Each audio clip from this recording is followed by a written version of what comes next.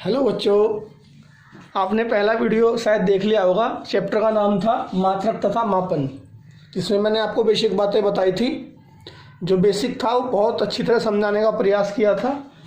आज अगले लेक्चर में एक टॉपिक पहले लेता हूँ मैं, आंकिक मान क्या होता है।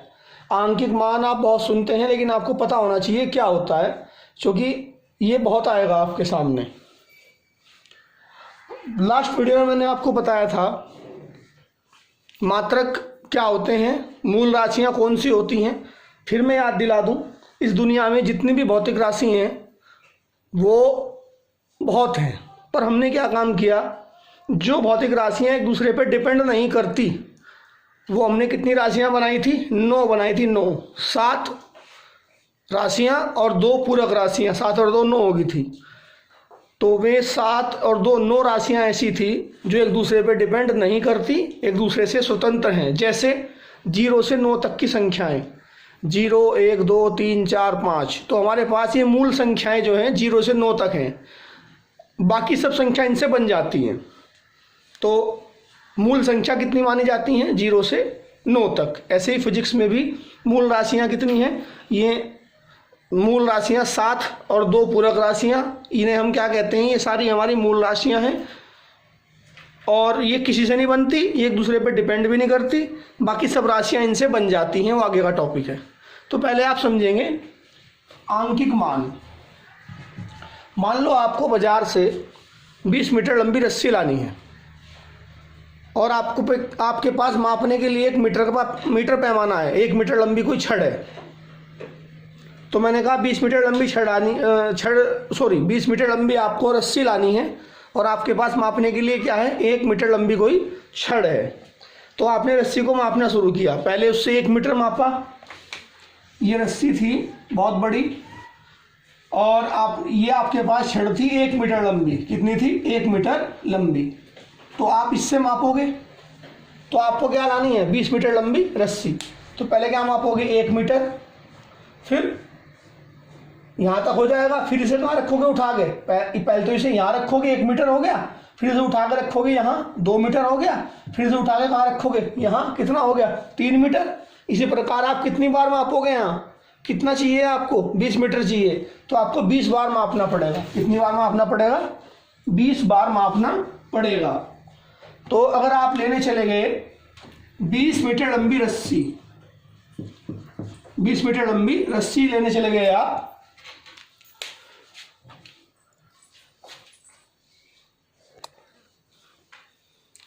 तो जब इस रस्सी को आपने मापा तो बताओ इसमें मीटर कितनी बार आया। जब आपने 1 मीटर लंबी छड़ से 20 मीटर लंबी रस्सी को मापा, इसमें मीटर कितनी बार आया, 20 बार आया। तो ये जो 20 है ना, ये होता है आंकिक मान या संख्यात्मक मान या न्यूमेरिकल वैल्यू। मान लो आपको 10 किलो आम लाने हैं और आपके पास 1 किलो का बाट है। तो आपने 1 किलो आम तोल दिए, तो किलो कितने बार आ गया, 1 बार। फिर आपने 1 किलो आम और तोले, अपने थैले में डाल लिए, अब किलो कितनी बार आ गया, 2 बार। फिर आपने 1 किलो आम और तोले, अपने थैले में डाल लिए, कितने का आम आगे, अब आगे 3 किलो आम। तो ऐसे ही आपको कितने किलो आम चाहिए, 10 किलो, तो कितनी बार तोलोगे, 10 बार। तो आपके थैले में जो आम है वो कितने हुए, 10 किलो। तो किलो कितनी बार आया उसमें, 10 बार आया किलो। कितनी बार आया, 10 बार। तो 10 क्या हुआ वहाँ पे, आंकिक मान। आंकिक मान या संख्यात्मक मान या न्यूमेरिकल वैल्यू। तो जब हम किसी भौतिक राशि को तोलते हैं ना, परिभाषा सुन लो इसकी, जब हम किसी भौतिक राशि को तोलते हैं या मापते हैं, तो भौतिक राशि को तोलते या मापते समय उसका मात्रक जितनी बार आता है, यहाँ मीटर कितनी बार आया, 20 बार। आप लेने चले गए आम, कितने, 10 किलो, तो किलो कितनी बार आया, 10 बार। आप लेने चले गए, ये समझो आप 20 मीटर लंबा कपड़ा, तो 20 मीटर लंबा कपड़ा लेने चले गए तो मीटर कितनी बार आएगा, 20 बार। तो जब आप किसी भौतिक राशि को तोलते हैं या मापते हैं, तो तोलते समय या मापते समय उसका मात्रक जितनी बार आता है उसे कहते हैं उसका आंकिक मान या फिर संख्यात्मक मान। मान लो आपको क्या करना है, आपके घर के बरामदे की लंबाई मापनी है। मैंने कहा लंबाई माप के बताओ, तो एक बच्चे ने 1 मीटर लंबी छड़ ली और कहा 1 मीटर 2 मीटर 3 मीटर 4 मीटर, मापते मापते हो गई 30 मीटर। तो लंबाई में मीटर कितनी बार आ गया, 30 बार। तो 30 क्या हुआ, आंकिक मान या संख्यात्मक मान या फिर न्यूमेरिकल वैल्यू। परिभाषा लिख लीजिए, मैं लिखवा देता हूं। आंकिक मान की परिभाषा लिखिए। किसी भौतिक राशि को मापते समय, किसी भौतिक राशि को मापते समय उसका मात्रक जितनी बार आता है, उसका मात्रक जितनी बार आता है उस संख्या को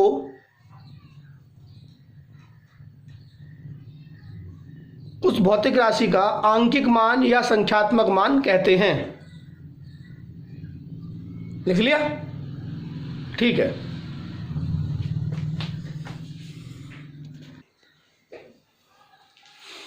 तो बच्चों अब आप पढ़ेंगे व्युत्पन्न राशियां। व्युत्पन्न राशियां नाम से ही पता चल रहा है जो उत्पन्न होती हों, जो उत्पन्न होती हों। हमारे पास 7 मूल राशियां थी और 2 पूरक राशियां थी, कुल मिला के 9 राशियां थी। ठीक है। अब जो भी भौतिक राशियां मूल राशियों से बनेंगी, मूल राशियां मैं आपको पढ़ा चुका, 7 मूल राशियां थी और 2 पूरक राशियां थी। तो इन 9 से मिला के, या मुख्यतः मानो इन 7 से मिला के जो 7 मूल राशियां थी, उनसे जो भी भौतिक राशियां बनेंगी वो सब क्या है? व्युत्पन्न राशियां हैं। क्या है वो? व्युत्पन्न राशियां। मैं उदाहरण से समझाऊंगा आपको अभी। तो व्युत्पन्न राशियां कौन सी हुई? जो भौतिक राशियां मूल राशियों से बनेंगी। परिभाषा लिख लो, फिर समझाता हूं। वे सभी भौतिक राशियां जो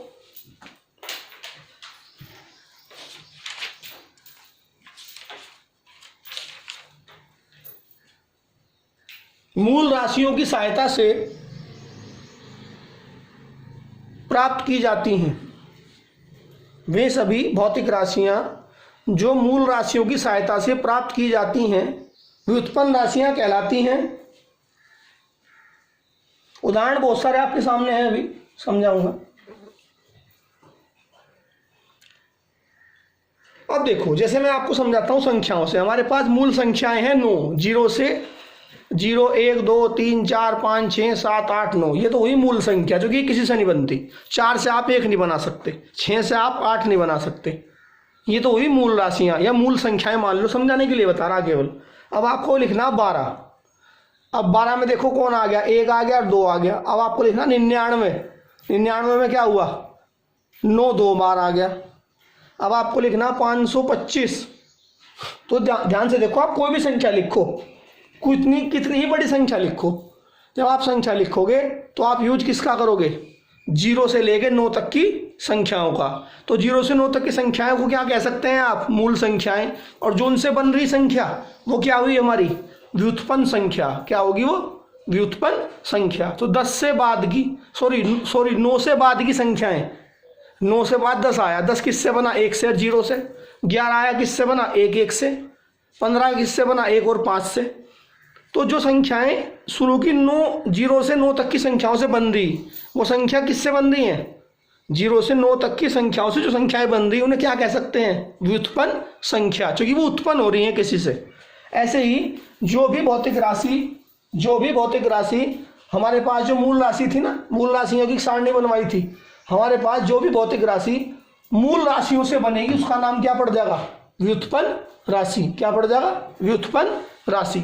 तो मैंने लिखवा दिया आपको, वे सभी भौतिक राशियां जो मूल राशियों की सहायता से प्राप्त होती हैं व्युत्पन्न राशियां कहलाती हैं। जैसे, अब इससे पहले आपको समझना पड़ेगा मूल मात्रक क्या होते हैं।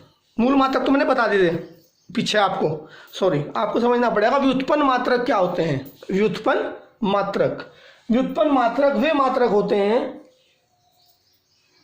कक्षा 9 की परिभाषा है बड़ी आसान। व्युत्पन्न मात्रक वे मात्रक हैं, या ये कह लो व्युत्पन्न राशियों के मात्रकों को व्युत्पन्न मात्रक कहते हैं। व्युत्पन्न राशियों के मात्रकों को व्युत्पन्न मात्रक कहते हैं। पर यह परिभाषा कक्षा 9 तक ठीक है। 11वीं में जो परिभाषा आपको यूज करनी वो बोर्ड पे लिख रही, समझाऊंगा, थोड़ी सी मुश्किल है भाई, पूरा ध्यान लगाना पड़ेगा। तो व्युत्पन्न मात्रक क्या हुए? हमारे पास मूल मात्रक थे, मीटर, किलोग्राम, सेकेंड, पीछे मैंने एक सारणी बनवाई थी, थे ना, मीटर, किलोग्राम, लंबाई का मात्रक क्या था, मीटर, और किलोग्राम किसका था, मात्रक द्रव्यमान का, सेकंड किसका था, समय का। तो हमारे पास जो मूल मात्रक थे ना, मूल मात्रक जो थे, उन मात्रकों से जो मात्रक बनेंगे, अब आप ही समझो या और अच्छा समझो, मूल मात्रकों पर घाते लगाकर, मान लो आपने एक मूल मात्रक लिया और उस पर घात लगा दी, तो एक या एक से अधिक मूल मात्रक पर, ध्यान से सुनिएगा, एक या एक से अधिक मूल मात्रक पर उपयुक्त घाते लगाकर जो मात्रक बनेंगे उन्हें कहेंगे व्युत्पन्न मात्रक। फिर से सुनिएगा, समझाऊंगा, अभी क्लियर हो जाएगा बिल्कुल। एक या एक से अधिक मूल मात्रक पर उपयुक्त घाते लगाकर जो मात्रक बनेंगे उन्हें हम कहेंगे व्युत्पन्न मात्रक। फिर से सुनिएगा, एक या एक से अधिक मूल मात्रक पर उपयुक्त घाते लगाकर जो मात्रक बनेंगे उसे क्या कहेंगे, व्युत्पन्न मात्रक। देखो ये लिख दिया मैंने यहाँ, वे सभी मात्रक जो एक अथवा एक से अधिक मूल मात्रकों पर उपयुक्त घाते लगाकर प्राप्त किए जाते हैं, उन सभी मात्रकों को क्या कहते हैं, व्युत्पन्न मात्रक कहते हैं। लिख लेना, मैंने लिखा नहीं यहाँ पे, क्या लिख लेंगे, उन सभी मात्रकों को व्युत्पन्न मात्रक कहते हैं। समझ में अब भी नहीं आया होगा, सही अब आएगा। तो मैंने क्या बताया, वे सभी मात्रक जो एक अथवा एक से अधिक मूल मात्रक पर उपयुक्त घाते लगाकर प्राप्त होंगे उन्हें क्या कहेंगे, व्युत्पन्न मात्रक। फॉर एग्जाम्पल, पहला पॉइंट लेते हैं क्षेत्रफल। क्या लेते हैं, क्षेत्रफल। अब क्षेत्रफल की बात करो, क्षेत्रफल है क्या, गणित में आपने पढ़ा होगा। मान लो एक कमरे की एक दीवार लंबाई और दूसरी दीवार क्या है, उसकी लेंथ क्या है, उसे आपने कहा चौड़ाई, तो लंबाई गुणा चौड़ाई, तो बीच का हिस्सा जो बना लंबाई और चौड़ाई के बीच घिरा हुआ उसे कहते हैं क्षेत्रफल। जैसे ये कमरे की लंबाई और ये कमरे की चौड़ाई, तो लंबाई गुणा चौड़ाई, तो ये सारा जो जगह बनी है वाली सारी की सारी, इसे कहते हैं क्षेत्रफल। क्या कहते हैं, इस सारी जगह को क्षेत्रफल। और ये बात समझ में आ गई। तो देखो क्षेत्रफल क्या है, क्षेत्रफल बना किससे, अब यहां समझना, आपको समझ में आ जाएगा व्युत्पन्न राशि क्या है, व्युत्पन्न मात्रक क्या है। क्षेत्रफल किससे बना, क्षेत्रफल में लंबाई आया, लंबाई क्या है, मूल राशि, चौड़ाई, अरे चौड़ाई भी तो लंबाई है भाई, परसों बताया था लास्ट वीडियो में, ऐसे मापोगे लंबाई, ऐसे मापोगे चौड़ाई और ऐसे मापोगे तो ऊंचाई। तो क्षेत्रफल की बात करो, क्षेत्रफल में लंबाई क्या है, मूल राशि, और चौड़ाई भी क्या होती है, लंबाई होती है, तो लंबाई ये भी क्या है, मूल राशि, तो ये भी मूल राशि और ये भी मूल राशि, तो मूल राशि की गुणा हो गया, क्या बन गया, क्षेत्रफल। तो क्षेत्रफल किससे बन गया, क्षेत्रफल बन गया मूल राशि लंबाई से।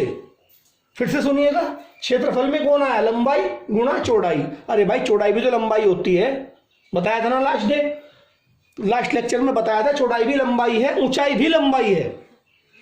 तो क्षेत्रफल किससे बना, मूल राशि लंबाई से बना। तो क्षेत्रफल किससे बन गया, मूल राशि लंबाई से। इसका मतलब क्षेत्रफल क्या हुआ, व्युत्पन्न राशि। क्या हुआ, व्युत्पन्न राशि। मैंने अभी बताया था जो भौतिक राशियां मूल राशियों से बनेंगी उन्हें कहेंगे व्युत्पन्न राशियां। तो आप ध्यान से देखो, क्षेत्रफल मूल राशि लंबाई से बना है, तो क्षेत्रफल क्या है, व्युत्पन्न राशि है। तो ये समझ में आ गया होगा, क्षेत्रफल किससे बना, मूल राशि लंबाई से, तो ये क्या बना, व्युत्पन्न राशि बना। अब इसका मात्रक बनाओ, क्षेत्रफल का मात्रक मैंने एक का बना रखा, बाकी तुम खुद बनाओगे। क्षेत्रफल का मात्रक,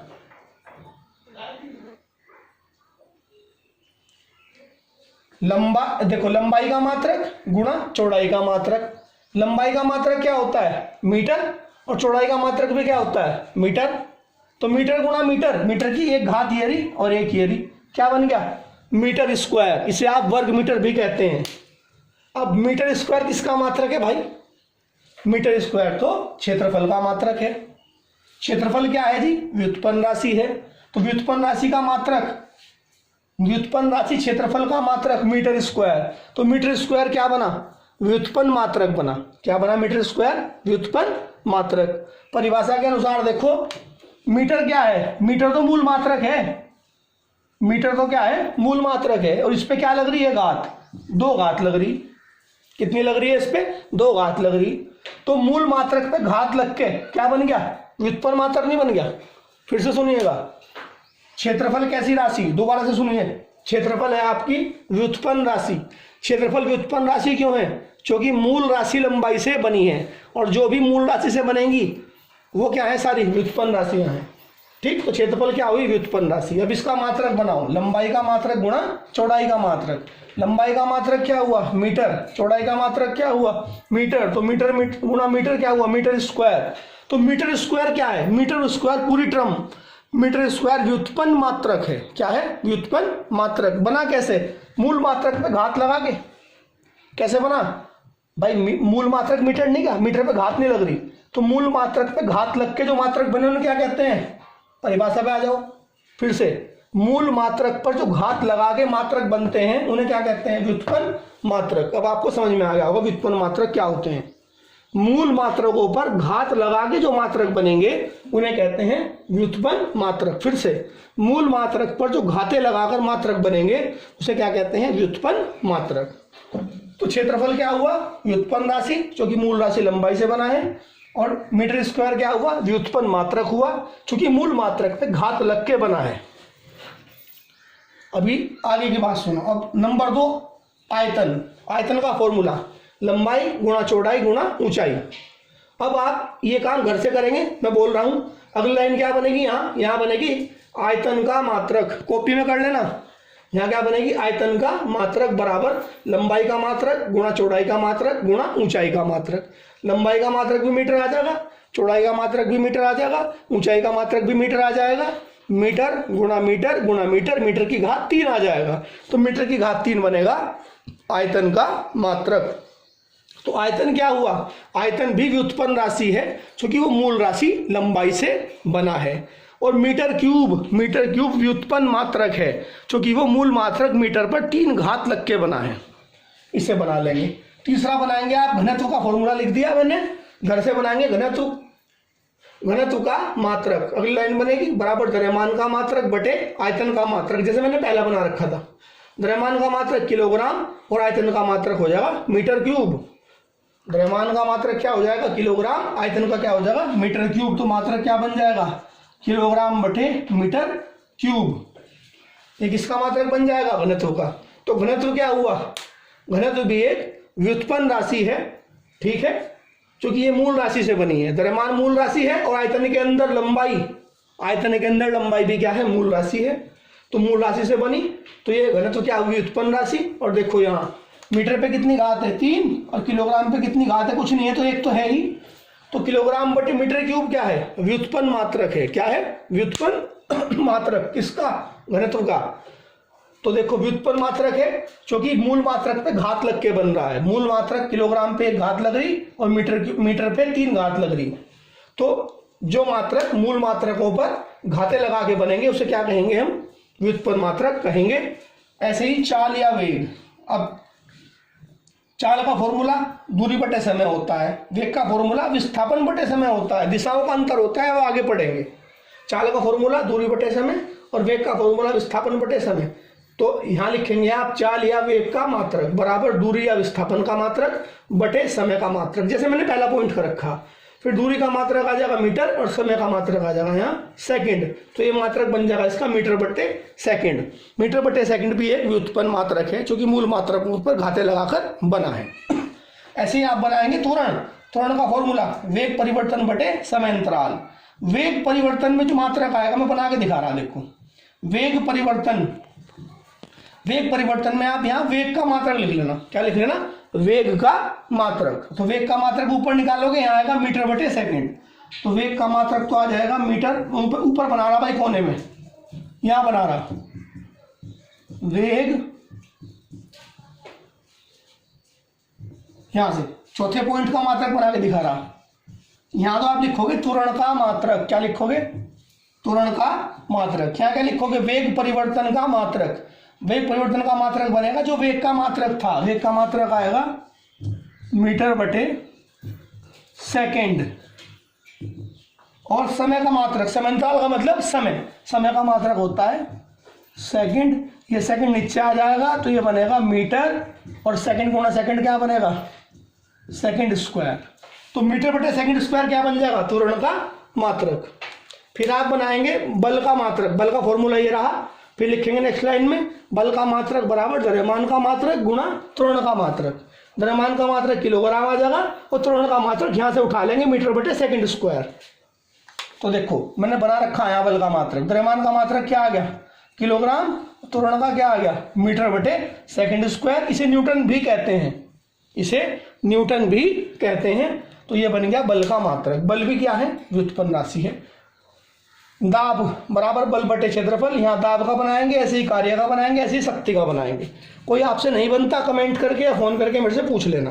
तो ये जितने मैंने लिखे हैं यहाँ 1 से लेके 8 तक ये सब क्या है व्युत्पन्न राशि हैं। और इनके व्युत्पन्न मात्रक मैंने आपको 1 के बना के दिखा दिया, 1 का, और 2 एक त्वरण का बना के दिखा दिया और एक बल का बना के दिखा दिया। बाकी आप बनाइए।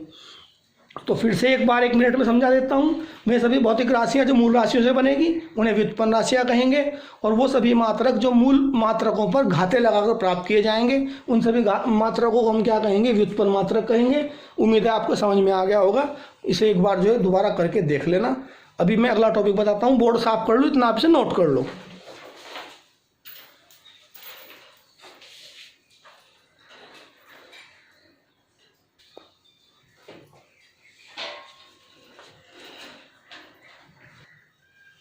तो बच्चों अगला टॉपिक है आपका मापन की विभिन्न प्रणालियां। देखो माप तोल के बिना हमारा जीवन नहीं चल सकता, पूरी दुनिया नहीं चल सकती। मैंने आपको उदाहरण भी बताए थे। आप से सुबह उठते हैं और शाम तक जितने भी काम करते हैं उसमें माप तोल होती ही रहती है। आप रोटी खाते हैं तो कोई पूछेगा कितनी, उनको 4 रोटी खाते हैं, वहाँ भी माप तोल की जरूरत पड़ी। आपके घर में सब्जी है, सब्जी लानी है, प्रश्न मन में उठेगा कितनी सब्जी लानी है, वहाँ भी माप तोल की जरूरत पड़ी। चीनी लानी है, वहाँ प्रश्न उठेगा कितनी चीनी लानी है। ठीक है, तो बिना माप तोल के जीवन नहीं चलता। तो वैज्ञानिकों ने मापने की, भौतिक राशियों को मापने की मुख्यतः 3 प्रणालियां अपनाई। वैज्ञानिकों ने भौतिक राशियों को मापने की मुख्यतः 3 प्रणालियां अपनाई। पहली थी एमकेएस प्रणाली। आप हेडिंग डालेंगे एमकेएस प्रणाली या जॉर्जी प्रणाली भी कहते हैं इसे, जॉर्जी प्रणाली। लिखो, परिभाषा में लिखवा रहा हूं, परिभाषा मैंने यहां नहीं लिखी, लिखो। इस प्रणाली में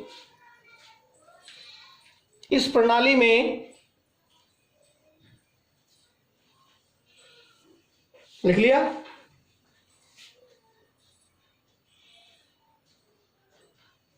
लंबाई को मीटर में, लंबाई को मीटर में M4 मीटर, द्रव्यमान को किलोग्राम में तथा समय को सेकंड में मापते हैं।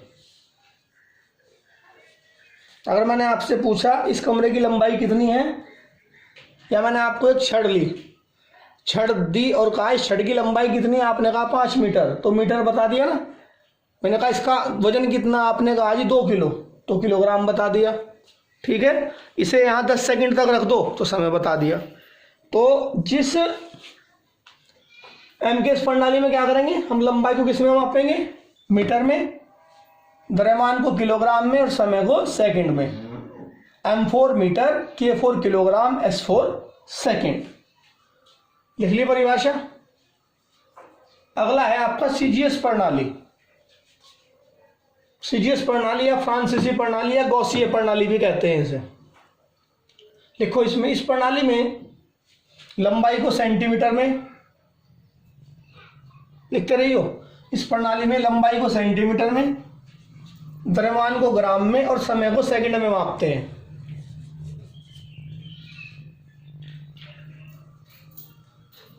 देखो कहीं कहीं इसका यूज करना पड़ता है हमें, कुछ चीजें हमें सेंटीमीटर में चाहिए होती हैं। जैसे पेंच की लंबाई, पेंच मीटर में नहीं लगता, पेंच तो आपने सुना होगा ना, पेंच छोटा सा होता है, तो इस पद्धति का यूज भी हम करते हैं। तीसरी होती है एफपीएस प्रणाली। इस प्रणाली में लंबाई को फुट में, द्रव्यमान को पाउंड में, केक लाते हैं ना केक पाउंड में, और समय को सेकंड में मापते हैं। तो 3 तरह की प्रणाली हमने पढ़ी भौतिक राशियों को मापने की। एमकेएस प्रणाली, इस प्रणाली में लंबाई को मीटर में, द्रव्यमान को किलोग्राम में और समय को सेकंड में मापते हैं। इस प्रणाली में लंबाई को सेंटीमीटर में और द्रव्यमान को ग्राम में और समय को सेकंड में मापते हैं। इस प्रणाली में लंबाई को फुट में और द्रव्यमान को पाउंड में और समय को सेकंड में मापते हैं। ये 3 प्रणालियां हमने पढ़ ली।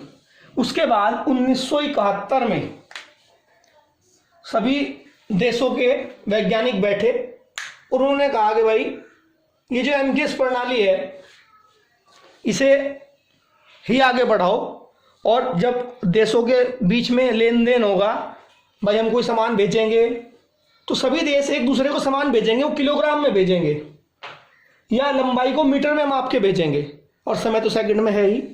तो वैज्ञानिकों ने 1971 में एमकेएस पद्धति को ही और एक्सटेंड करके बढ़ा दिया, और एमकेएस पद्धति को जब आगे बढ़ाया गया तो इसमें जो है, अभी तो यहाँ क्या था, यहाँ लंबाई मापी गई मीटर में, द्रव्यमान मापा गया किलोग्राम में, समय मापा गया सेकंड में। तो 3 ही भौतिक राशि थी, 3 ही यहाँ मात्रक थे। लेकिन 1971 में जब मीटिंग हुई सभी देशों के वैज्ञानिकों की, उन्होंने इन 3 भौतिक राशियों में, किसमें, लंबाई में, द्रव्यमान में और समय में, इनके मात्रक हमारे पास क्या थे, मीटर, किलोग्राम और सेकंड थे। इसे बढ़ा के इसमें, याद करो मैंने आपको मूल राशियां पढ़ाई थी, इसमें इन्होंने कुछ और क्वांटिटी ऐड कर दी। कितनी ऐड कर दी, देखो 3 तो ये थी, 4 यहाँ ऐड करी, तो 4 3 7 हो गई हैं। 7 मूल राशियां आपको पढ़ा रखी है मैंने, 7 के मात्रक भी पढ़ा रखे है। और 2 इसमें ऐड करी इन्होंने पूरक राशियां, 2 ऐड करी इसमें पूरक राशियां। कौन कौन सी याद करो, कोण और घन कोण, उनके मात्रक बताए थे मैंने, रेडियन और स्टेरेडियन। तो बच्चों एमकेएस पद्धति को ही, मापतोल की एमकेएस पद्धति को आगे बढ़ा के और बढ़ा दी गई, और इसमें राशियां बढ़ा दी गई। पहले 3 राशियां थी और 3 मात्रक थे, अब इसमें कुल मिला के 6 राशियां और ऐड कर दी गई। 6 का मतलब पूरक राशि भी बता दी मैंने, 6 3 9 होगी ना भाई। 7 मूल राशि टोटल थी, 2 पूरक राशि थी तो 9 होगी, 3 यहाँ थी, 6 इसमें और बढ़ाई, उन 6 को मिला के क्या बना दिया, पूरा एक। उन्होंने क्या कहा कि भाई अब एमकेएस पद्धति का नाम क्या पड़ जाएगा। 1971 में एक मीटिंग हुई सभी देश के वैज्ञानिकों की, उन्होंने एमकेएस पद्धति को आगे बढ़ाया और इसका एक विस्तृत रूप बना दिया। उसमें उन्होंने कुल मिला के 3 तो ये थी, 6 क्वांटिटी और ले ली, 6 और 3 9 हो गई। जोड़ के देख लेना, पहले भी 9 ही थी, 7 मूल राशि 2 पूरक राशि, 9 नहीं थी क्या, 9 उनके मात्रक थे। तो वो जो एक विस्तृत प्रणाली बनी जिसमें कितनी राशियां आ गई, 9 आ गई, उसका नाम इन्होंने क्या रखा, इसका नाम रखा अंतर्राष्ट्रीय प्रणाली या एसआई प्रणाली। एमकेएस पद्धति को आगे बढ़ा के एक्सटेंड करके वैज्ञानिकों ने एक नई प्रणाली बनाई, उस प्रणाली का नाम क्या रखा गया, अंतर्राष्ट्रीय प्रणाली या एसआई प्रणाली। इसकी फुल फॉर्म होती है एसआई प्रणाली की, international system of derived units, international system of derived units, SI प्रणाली की ये फुल फॉर्म एक तरह से मानी गई, और आज पूरी दुनिया में ये एसआई प्रणाली मापतोल में लागू की जाती है। सबसे ज़्यादा यही प्रणाली है, एमकेएस प्रणाली का जो विस्तृत रूप है, जो बढ़ावा रूप है एसआई प्रणाली, इसी का प्रयोग पूरी दुनिया में किया जाता है मापतोल के लिए। इसे नोट कर लें एक बार।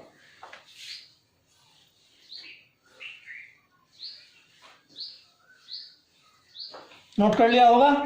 तो आज मैंने आपको बता दिया मापने की अलग अलग पद्धतियां, मुख्यतः 3 पद्धति थी, चौथी तो एमकेएस को बढ़ा के बनाई गई। मैं बढ़ा के क्या किया गया मैंने आपको बता दिया। अब उम्मीद है आपकी समझ में आ गया होगा। बाकी अगले लेक्चर में यहाँ तक नोट कर लेना, कोई दिक्कत हो कमेंट करके या फ़ोन करके पूछ लेना, ठीक है। इसे अच्छी तरह पढ़ना। धन्यवाद।